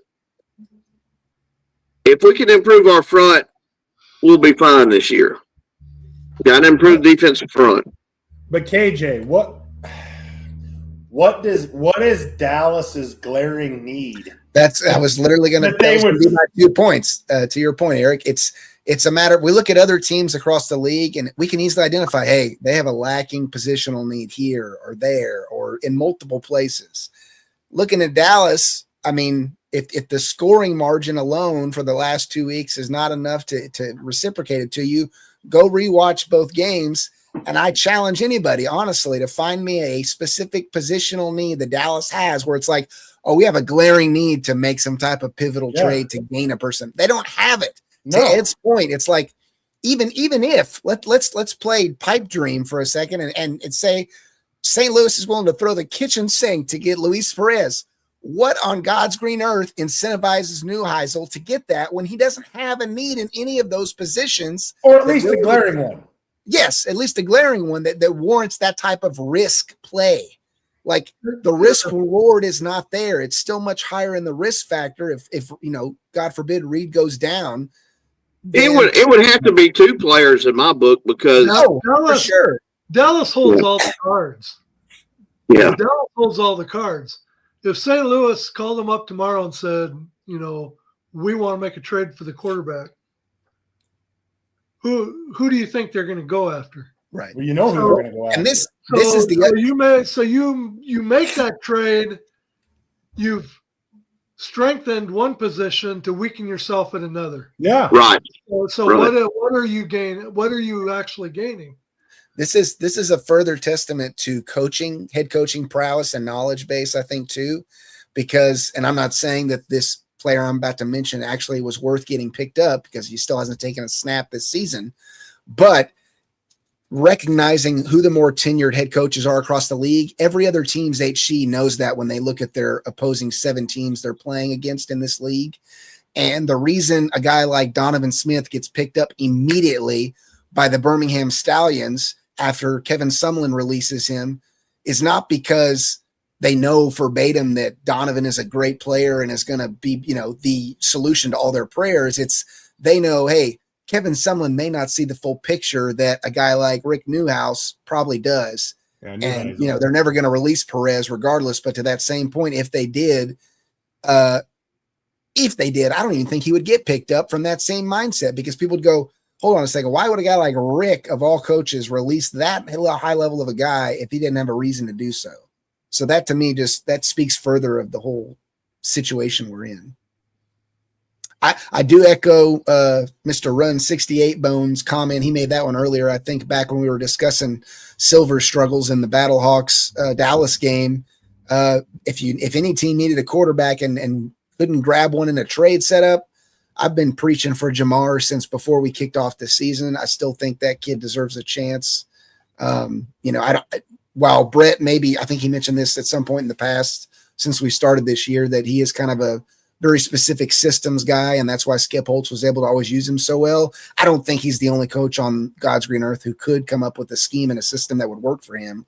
I think that's all up to the basis of the coaches that are on the teams we have now. So, but at this point in time, I mean, you don't really have time to get him up to speed if you have to change your whole system, or if you have to change large parts of it, or if you have to change. True, but I don't know if you would have to make a sweeping change for him. And you might not. I don't know enough about him. It's a different position, but to Brett's point, you pick up a D lineman who still has to know their position in the scheme of things. And I get it, the quarterback's the leader, not just a key in the cog.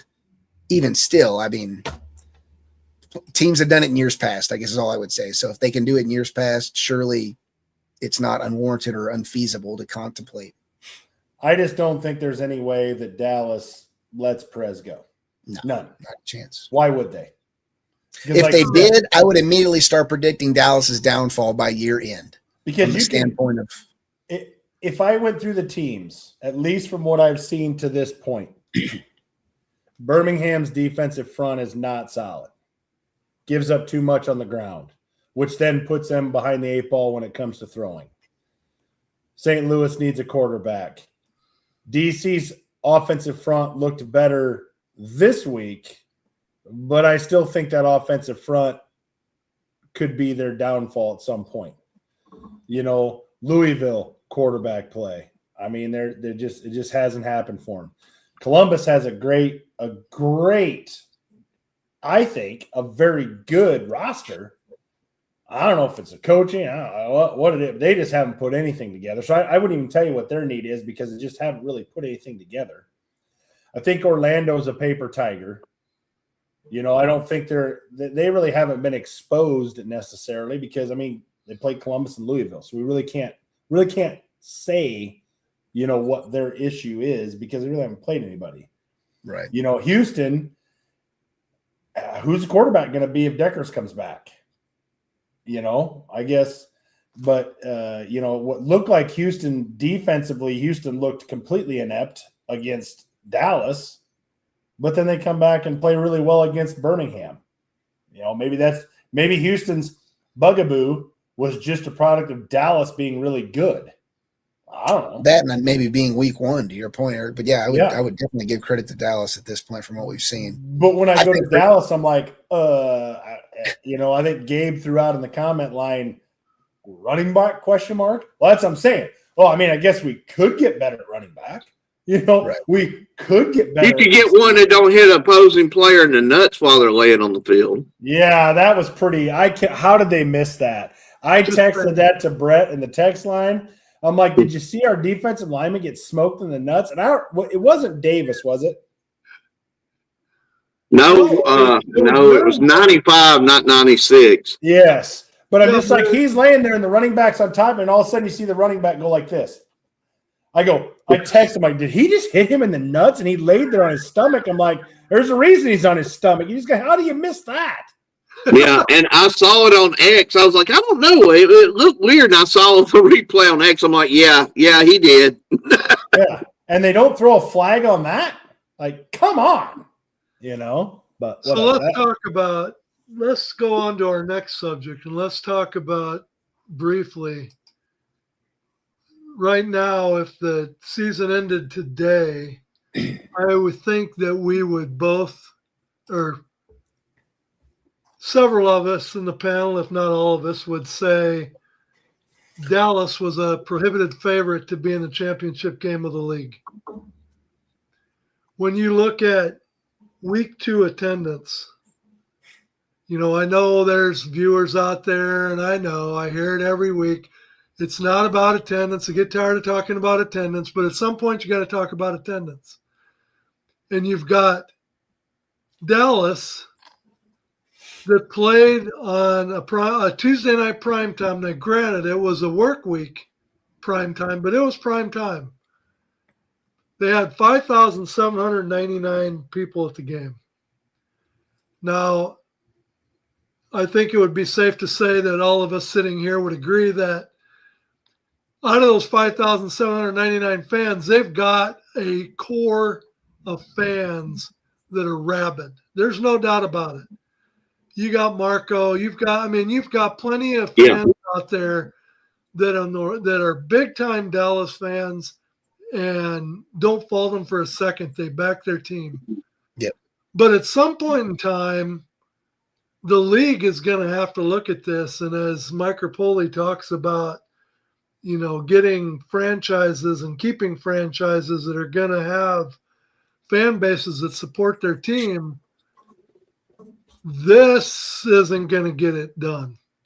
And No. my question to you guys is if Dallas Renegades were in the championship game and they were playing in Columbus, or they were playing in DC, where it's rumored that the game might be, or name the venue, how many Dallas fans, and if you're a Dallas fan, Marco, if you're out there, if any of you want to comment, legitimately and sincerely, how many fans do you think would travel to a championship game? And that's a problem. For the success of the league, I know that they're a hub city, but for the success of the league, you know, I've been to probably 8 pressers already for Coach Neuheisel, and I'll bet 6 of the 8 pressers that he's had, he's appealing to the fan base to come to the game, to bring friends and come to the game. He's doing about everything he can to tout attendance at these games, and it just doesn't look like. I have to speak up here. Me and Brett talked about this offline today, actually, before the show. And while there's a lot of things, and I will be the first one to step in his defense to say I think Mike's done a great job when you look broad spectrum of the league, the turnaround he's done in the short time to adjust venue selections, all those type of things to optimize the overall product you're seeing. Most of it's been very good, but one of the things I think still leaves a lot of room for improvement is kind of this, what appears to be a boilerplate schematic for marketing and applying it to every city as if it's equal and doesn't need to be adjusted. That to me just screams a lack of understanding with each local marketplace. Birmingham's a smaller city. There's less general competition. While they have had, to their credit, their own, you know, attendance woes and struggles, the way you market in a city like Birmingham is not the same way you market in a city like Houston and Dallas. And, you know, to St. Louis's credit, there aren't many cities out there that are literally diehard sports towns. It's not a commonplace thing. They're a unicorn, to their credit. You know, all more power to them. We need them. They've been the reason we still have spring football, probably to some foundational extent, regardless. I think the thing that Rapoli and company need to do, though, is we need to get more grassroots level on the marketing. You saw the pony thing they did, Brett, back in, I don't know if that was January or even late last year, with some of the fans to kind of market locally. Didn't see or hear a squat of that in Houston. And I will admit I'm not as in touch with Dallas's fan base intimately to know what local stuff they may or may not have done. But I know for Houston, it's been practically non-existent. There's more that can be done there that they're not doing. Well, I'm big on this subject because it's our lifeline, and I have to deal with it every week, every game. As soon as people can see the stands, I either get good posts in my group or I get the same old shit.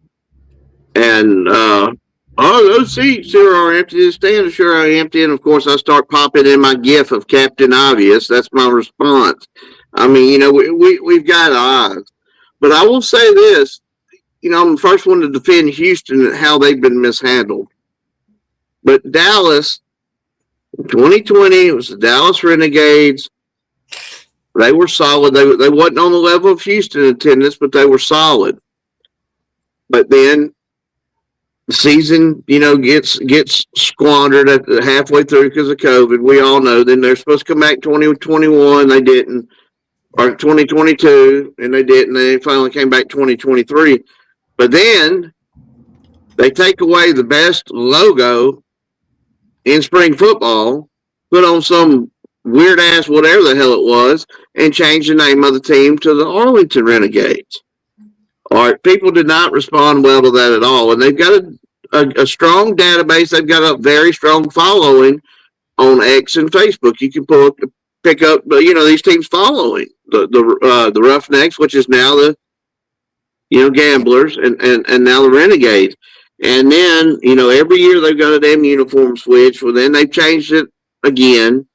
Of course, thank God they kept the Renegade logo, but then they changed back from Arlington to Dallas again. And not only did they do that, they switched stadiums to the opposite side of the city. And it's not in Arlington, it's not in Dallas, it's in Frisco. So before they give up on Houston and Dallas, and I'm the first one to say, pull out of Memphis, pull out of this place, stay this place. They need to do more along the lines of what they've done in Birmingham this offseason. And look, they've got a database of everyone that bought tickets. There were Renegades fans and Roughnecks fans in 2020. All they need is a half a dozen college kids in a room and to go down that damn database and start contacting these people and saying, hey, I know this happened. I know that happened. 50% off. Just give us one more chance. We're not going to move the team. We're not going to change any more names. We're not, because I feel like the league have mishandled these two damn cities so much that it's partially their fault. And there again, it's a Tuesday night game where you got the Dallas Stars playing the same night, which is a perennial NHL playoff team. Then you got the Texas Rangers playing the same night, both at the same time. Rangers just won a World Series a couple of years ago. I'm not making excuses for them, but I really feel like you want stability, and I think that Houston and Dallas can be saved, but it's going to take some effort, some real old school pick up the phone, knock on door effort to get these franchises back to where they were in 2020. If the league's willing to do that, if Rapoli's in it for the long haul, I think both these markets are well worth saving. So here's another when we'll get right into this question. Mike Rapoli posts out there on social media. Good, bad, ugly, I want it all. If you love something, tell us why. If you hate something, tell us why. I want to get into a couple things on this. And, rather than bash on, fan bases that, that you don't think their attendance is what it should be, let's talk about St. Louis for a minute. St. Louis had 31,000 in their week one game, but this week against Birmingham, by what I'm seeing, it looks like we are not going to get to 30 for this game. Okay? So let's look at a couple reasons why. Number one, again, I swear to God, I could sit down and I could put together schedules, coordinating schedules in St. Louis in about 15 minutes that would rival any schedules that they put out. Number one, they got St. Louis Cardinals playing a 1:15 game on Saturday or Sunday afternoon at the same time that the Battlehawks play at 2:00. Okay. So that's number one. You've got all day Sunday and you put them playing at the same time. Okay. Then I'm listening to the radio this morning going to work. And you can't, as a podcast in St. Louis, good luck getting credentialed to cover the UFL. It ain't going to happen. If you're a podcast, you are not going to be credentialed in St. Louis. So who does that leave to cover from a market standpoint in St. Louis? Your radio stations. So on the way to work today, 101 ESPN, an ESPN radio station, for Christ's sake, Affiliate. is talking about the sports that happened in St. Louis on Tuesday. They talk about the Blues and they talk about the Cardinals.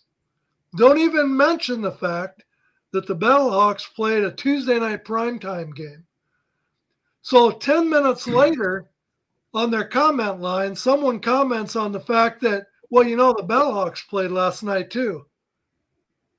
And the only thing they did on the radio station was they made fun of the cacaw for about 30 seconds and moved on. Never said a word about the Battlehawk game, no nothing. Okay? So then I'm driving home after work today. Same station, 101 ESPN. And the three guys are talking about the games that happened. And the one says, well, wait a minute. The Battlehawks had a game yesterday? How come I didn't know about that? And I'm like, you're the frickin' media. Yeah. What do you mean you're on the radio saying I didn't even know they played? Well, his reaction to that, because the guy sitting next to him says, well, how come you didn't know? The guy on the radio station says, it's not my job to know when they play. It's their job to tell me when they play. Not wrong. Well, it sounds like the marketing guy for St. Louis isn't doing his job. He's too busy being a bit of a bitch. One main sports station in St. Louis, 101.1 ESPN, is the main sports radio station in St. Louis. And they could care less about the Battlehawks. Never talk about them. They'll talk about the score, but maybe they'll say a couple cacaws and they'll laugh and they'll go on to something else. And the one guy even made reference to the fact of, we got the Blues and the Cardinals. Who else are we going to talk about? You know, that says it all right there. Yep. So if you are the media guy for St. Louis, the media director that refuses, and my daughter even commented on Facebook to Rapoli's question of tell us On X. wrong. She did it both, but okay, Yeah. both. I can honestly say, as a podcast, we've not only promoted the league, covered the league, had weekly shows on the league, but we have done fundraisers.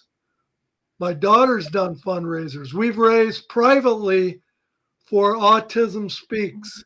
You can name it. There's been stuff that we have actually done fundraisers for, not on the radio station, not asking.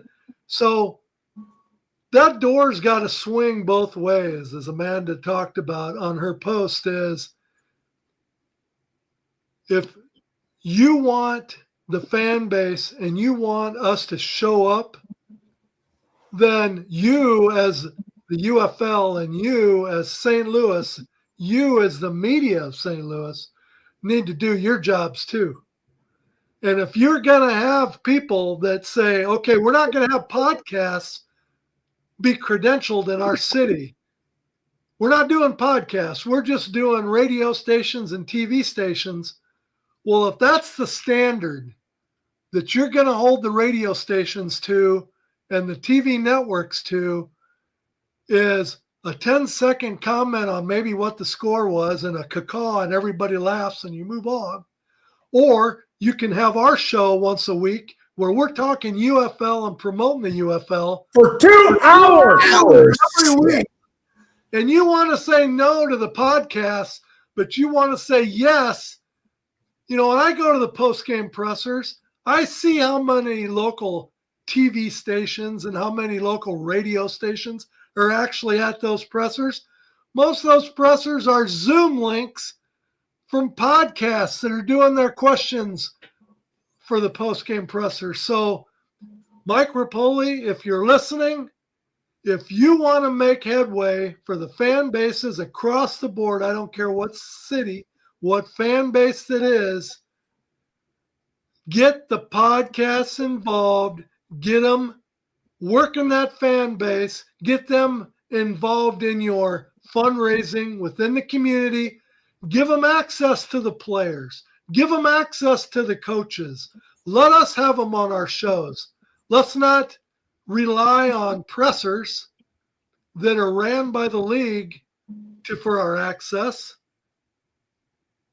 Give us the opportunity for the fans to get to know the players. Last year, Eric and I did a one-hour pregame show for the Battlehawks, and we had Abdul Beecham on. And not only did we interview him from a player standpoint, but we even interviewed him for his love of music.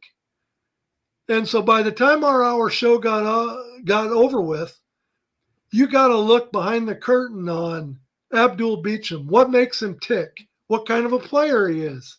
Where he's played? And it's that kind of exposure that's going to get people engaged in this league. Yep. As long as you're not going to give access to the very people that have the best interest of the league at heart, if you're not going to give them access, it is what it is. It's my 2 cents, Ed. We should have put the Ed's rant on before that because we do actually have that set up, but that was good. You know, whether Mike Rapoli sees this or hears anything about this, or if there's anybody from the UFL monitoring this podcast, I'm going to put it to you straight. I don't care how smart you people believe that you are missing the boat. I'm looking right into the camera. You are missing the boat. More people watch this podcast during our UFL season that are attending a lot of your games. And Ed is 100% right when he says, Ed, in all the TV stations in St. Louis that you see, how many Battlehawks players have ever been interviewed on them that you've seen personally in 4 years, from 23 on? About the only interviews you're going to see on TV networks is maybe a 15-second interview with the head coach. Yeah. Maybe. Big deal. Or maybe 30 seconds of highlights. But other than that, let's be real on top of that, Eric, to your point. People in my and Brett's generational demographic, not to throw the old card out there, but most of us don't watch the friggin' 5 o'clock news. You're casual fans of the middle age. We don't watch the 5 o'clock or even 6 a.m. You are more apt to come across this podcast and find the UFL than you are your local news or even ESPN radio. Old guys like Ed and I listen to the radio. Right. Most younger people do not. Yeah. But the odds of them coming across this podcast are way higher if they have any interest in the UFL than hearing anything on the radio or seeing anything on the TV. Well, if you're a morning show, and I'm a casual fan driving to work, and I hear the guys on the radio laughing about the St. Louis Battlehawks, you know, doing a cacaw and laughing and talking about having the Cardinals and the and the Blues and, basically poo-pooing the Battlehawks. I mean, what the hell are we doing? Right. Why as a media director are you putting your team, Fate in your the hands of a fan base local station that won't even a affirm radio you? station and a TV station that isn't giving you the time of day? And please let me throw my 5 cents in. Look, St. Louis has been the market that all of us have been striving to be. Yep. And I'm not knocking St. Louis whatsoever. But if you had a competent, good media director and marketing director in there in St. Louis the last 3 or 4 years, guess what? Even though the new is worn off, you would be able to continue to grow that fan base, continue to grow. And I'm sorry, Mike, but if you look at the numbers, it's not growing. It looks to be going a little bit the other way. 2 years ago, Brett, You got to ask yourself, why is that? I was part of the largest crowd at a Battlehawks game ever. Remember, Ed? Yeah. The opener. A little over 40,000. Little over 40,000. Okay. And where has it gone up from there? Nope. It's gone up. But So down. you've got what, Brett? Is Birmingham, was it 3-time champions? Yep. You got 3-time champion Birmingham Stallions coming to town. There shouldn't even be a question that the attendance is going to be mid-30s, upper 30s without even really trying. Right. Here we are. We're going to struggle to get to 30, and everybody's going to be ready to accept that and say, well, hey, it's almost 30,000. What's the rest of the league doing? That if you say that, you are missing the point. Yeah. You are missing what media, what marketing should be all about. And all I can say is Mike Rapoli's done a better job this year? I'm going to give him that. There's no doubt about it. He's brought more awareness to the league. For sure. More excitement. From a marketing standpoint, there is still so much that needs to be done. And it's just going to be very disappointing to go to Sunday's game if they don't hit 30,000 with that caliber of a game. AJ's coming back to St. Louis where he was quarterback for 2 years. I mean, there's everything in the makings of that game that it should be big time attended. But you've got poor marketing and you've got a scheduler who should have been fired 3 years ago that keeps scheduling the games at the same time in downtown St. Louis. I don't understand. And the fact that St. Louis is the best market, I fear that is why the guy that's in charge of your media is still there and is taking credit for that. And I can assure you, it damn sure, Mike, isn't because of him. It definitely ain't because of this guy you got there, because he does everything but try to run off people like Ed and Eric and KJ and myself, people that spend a lot of time and money and effort trying to promote the league, promote the players, bring awareness.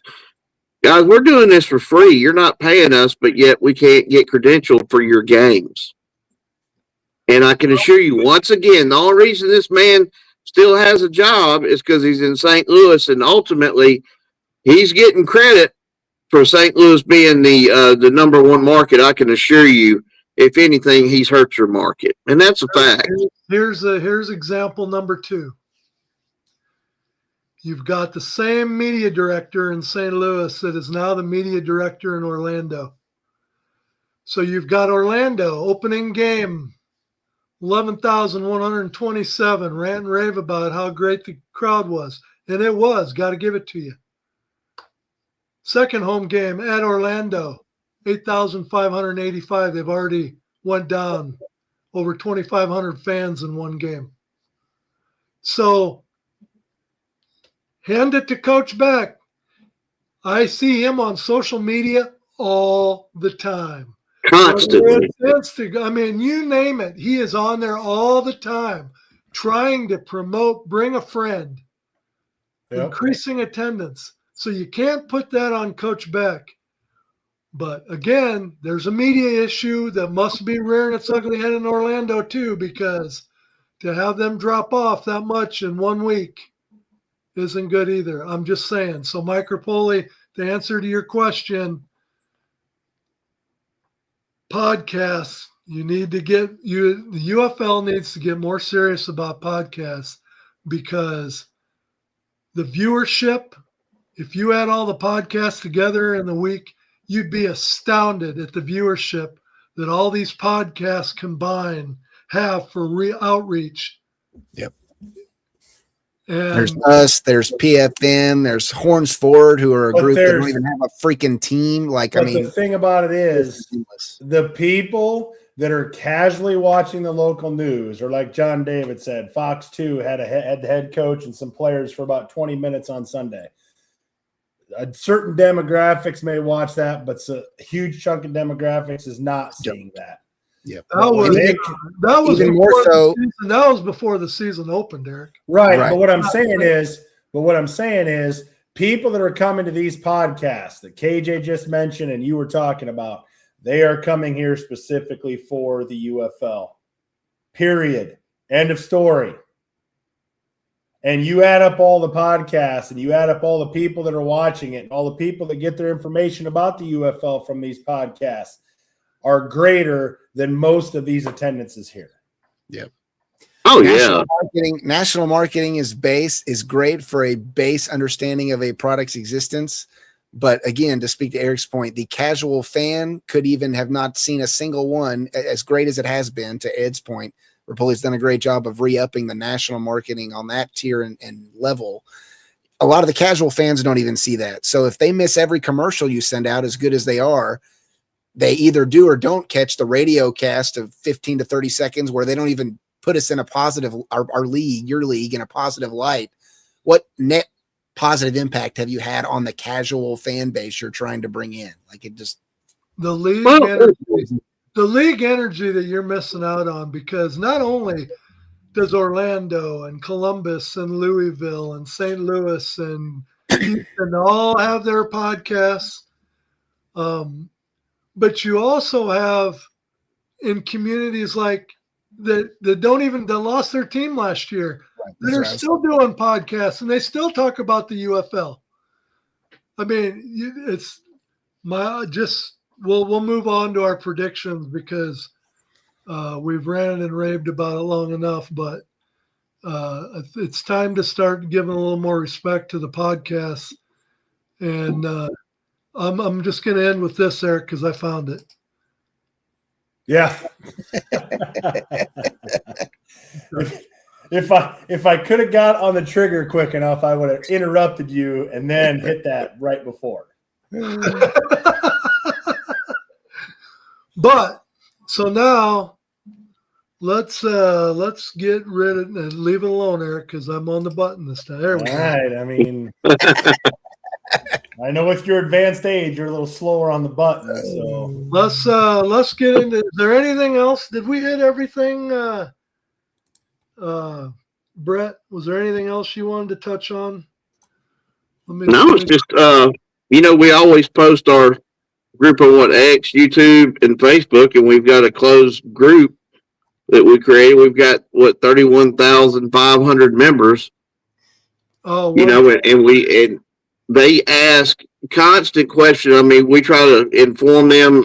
I mean, it's just, you have so many tools at your disposal, because spring football fans are so passionate, because we've seen it fail so many times. So please quit shitting on people that is trying to do everything in their power to help make it work for you. It makes no sense, and it's just certain people in the UFL in certain markets that for some reason just think they're better than everybody else, and are really doing a piss poor job for you, Mike. And you deserve a lot better, and so do the fans. And so here is another post that Mike Rapoli had that I want to put up here. It's his acknowledgement that the team store needs some revamping. So he's taking ownership of that, and he says they're going to do better. So I have no doubt that that's going to happen. So with that said, let's get into our games. Week 3 games. Let's not talk about how we did. Let's see. Did I do this as a ticker or on the bottom? Yeah, I did that as a ticker. We'll put that on there just so people can see how. Hopefully, none of you guys bet the house on our predictions last week. It did not go well. But remember, we are picking the games with points. We're not this straight up this time around. So we may take Eric to the woodshed before the season's over with, but we're gonna do it for the. When the teams become who we thought they were, it should get better. So, first game on Friday night. Are you clicking on it again? I'm not touching anything. You said you had it. We got Orlando 2-0, 3-point favorites at Louisville. Friday night primetime game on Fox. Louisville is looking for win number 1. Who wants to go first on this one? Give me the Kings. Brett's Give me got them the Kings. Brett We do have a king, and it's in Louisville. Give me them Kings. They get their first W Brett is at taking Lynn Family Stadium Friday night. Tune in. and I am going to side with Brett on this one. I think not only is Louisville going to cover the 3, but I guess they're getting 3, but I think they're going to win outright. I think this is going to be the week that Louisville gets off the schneid. I think being back at home in front of their home crowd, I think is going to be what it takes. Orlando squeaked 2 games in a row out at home. This will be their first road test. I think Louisville's off the schneid. I take Louisville. Yeah, I have Louisville as well, which scares me because I just don't know quarterback-wise if Louisville hasn't figured out yet. But I think at some point in time in the first 3 games, Beck's conservative style has to bite the storm, and this is their first road test. They're not comfortably at home now, so that was one of the reasons I went with the Kings. KJ? Make it a full house sweep, baby. We're all in unison again. Which means we'll all probably be 0-1 after Friday night. But hey, shut up. Friday night, Ed, you and I will know together because That's we will right. be watching this game together. I will have the pizza oven fired up, and we'll be watching this game. Hey, Second good. game. Good, because over these point spreads, I want you to use that pizza oven and do something with it for Eric for us Friday night. Saturday, 11 a.m. ESPN game. Hopefully it's on TV and not on the radio because they probably wouldn't even know it was on. Right. The Houston Gamblers, 1-1, fresh off their big win over Birmingham, is at DC for DC's home opener. DC is established as a 6.5-point favorite. KJ, I'm going to let you go first. I will concede DC at home is always a formidable matchup. Obviously, being defending champions makes them that much more formidable. I think Houston coming off a positive win this past week is definitely a morale booster for us, and I think they'll play competitively. I can't guarantee they'll get the win, but with us betting point spreads in mind, I am picking Houston because I think even if they lose, they'll keep it close enough to where they'll win this point pick. So gamblers all in. Eric. 6.5. 7 burnt me last week. Normally, anytime I see 6 or greater, I tend to go with the team that is getting all those points. But since my picking has been so piss poor against the spread, DC at home, first home game. They seemed to right the ship last week. Houston does have the momentum of beating Birmingham, but I'm just going to take the Defenders because I feel like I should go with Houston with the spread, but I'm going to go opposite of what I think, and I'm going to take the Defenders. Last week, Gabe Garcia was our guest picker.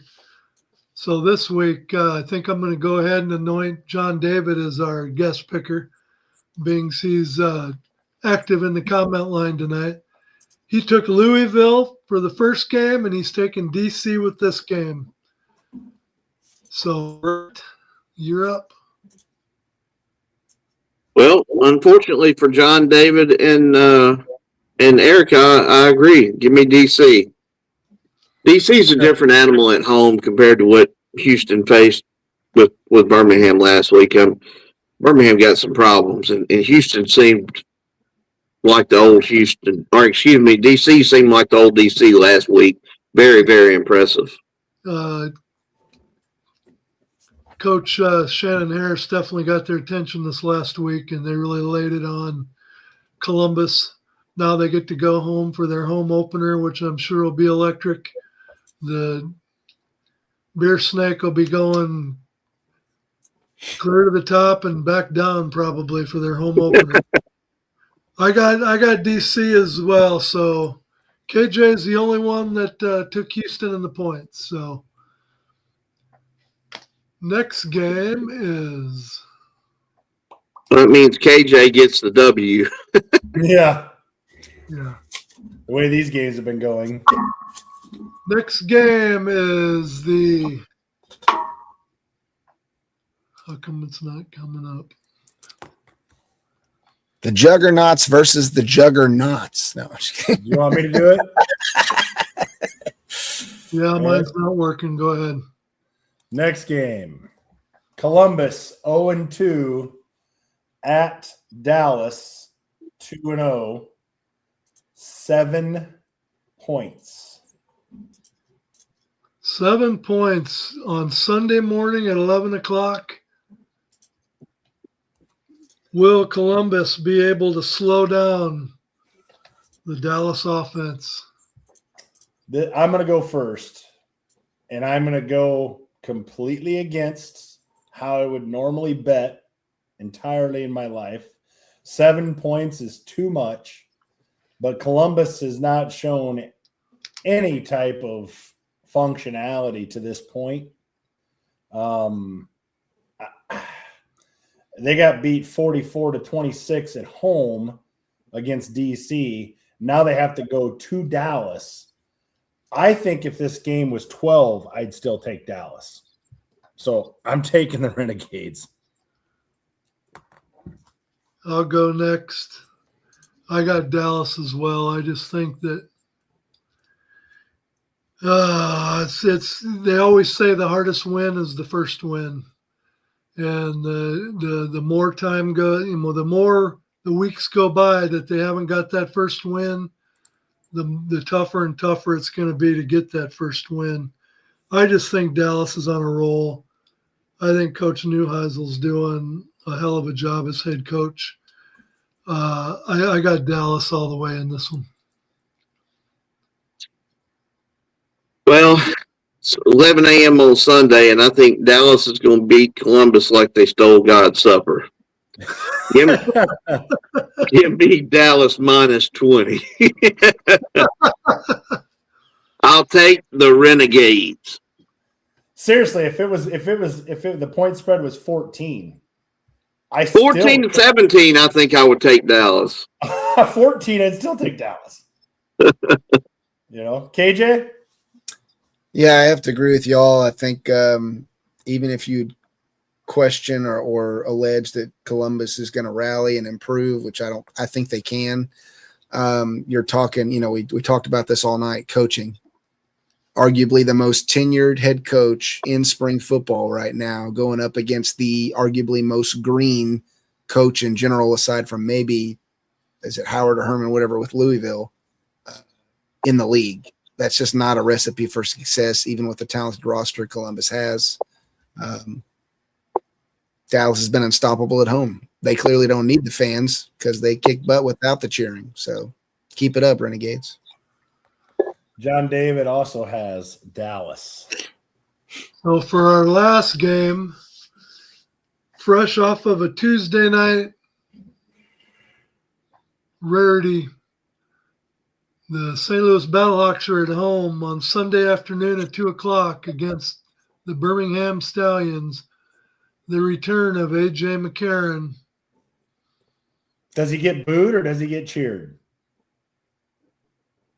We'll know because we'll be Probably a little bit of both, more booze than anything, Yeah. I would imagine. I know when he led the Battlehawks on the field in Birmingham a couple of years ago, there wasn't no cheers. I can assure you. So, Brett, why don't you go first? Is that line right? That's the first thing that struck me because I haven't even looked at the spreads this week. Birmingham's Closest of the week. I told Eric, I said, you know, it had to have been how bad St. Louis played, because I just can't imagine that St. Louis at home, the way Birmingham has played the first two games out of the chute, that they would have Birmingham as favored on the road. Well, again, Birmingham could absolutely be 2-0 right now, but squash the records. St. Louis has got a dominant front seven. And I'm going to tell you this right now. If Corral doesn't throw it at least 30 times Sunday, Birmingham stands no chance. None. And it's because our conservative play call and our OC this year is bound and determined to establish that run. And on the other side of the ball, our defense can't stop the run and can't get pressure on the quarterback. Again, hopefully Winfrey will be ready this weekend, but there's absolutely no way I'm taking Birmingham minus 2.5 points, or even if they was 2.5 points in this game. Now, do I think Birmingham's got one of the most talented rosters still? Absolutely. But we've got some problems that St. Louis could absolutely expose. If we don't follow the footprint that Dallas set Tuesday night last night, that, hey, you better take Pete out of the game, it's going to be a long day for Birmingham. But unfortunately, I think the Stallions are going home 1-2 for their first home game. Give me the Battlehawks by 6 Sunday. Okay, Eric.